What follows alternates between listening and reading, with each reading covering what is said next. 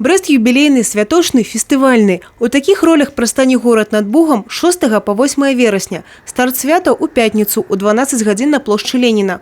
У великую будаўнічую пляцоўку ператарыўся вяслярны канал. Менавіта ён стане адрасам прапіскі музычна-гістарычнага шоу под назвай «Миллениум».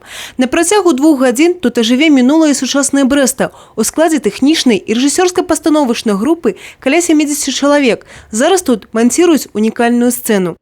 Элементы с нашей будущей сцены, которая высится на 20,5 метров и достигает высоты почти пятиэтажного здания, привезены из 2 стран. Конечно, Беларусь в основном, но и используются и конструкции Польши и России.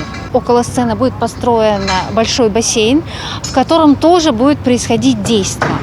Будут установлены водные краны в бассейне, будет система фонтанов. Уникальным для краины будет и шоу. Около 2 часов будет длиться шоу, и с помощью света, огня, воды, воздуха, земли будет показано то, как Брест развивался. В шоу будет участвовать около 600 наших артистов брестских, это наши все брестские коллективы, и более 100 артистов из Минска. Под их свята и у знешнім оформлении Бреста. Вулицы города упрыгоживаются стягами, символикой и логотипами города. Зменяется кветковое и зеленое убранство. Новинка – шароподобные туи. Дарэчы, плануецца, что такие композиции будут не только на галоўнай площади города.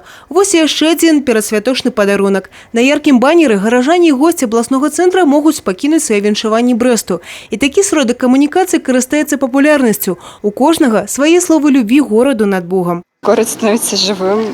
Люди даже как-то веселее, мне кажется, становятся. Хочется, чтобы город всегда был таким, не только во время праздников. Сложно не заметить преображение города, потому что просто он растет на глазах, много строится квартир, он обновляется, и несмотря на то, что городу 1000 лет исполняется, он становится, наоборот, моложе. Очень люблю ваш город. Не всегда только ваш приезжаю, город, каждый вообще год. нашу всю Беларусь. Я люблю Беларусь и вижу каждый год изменения.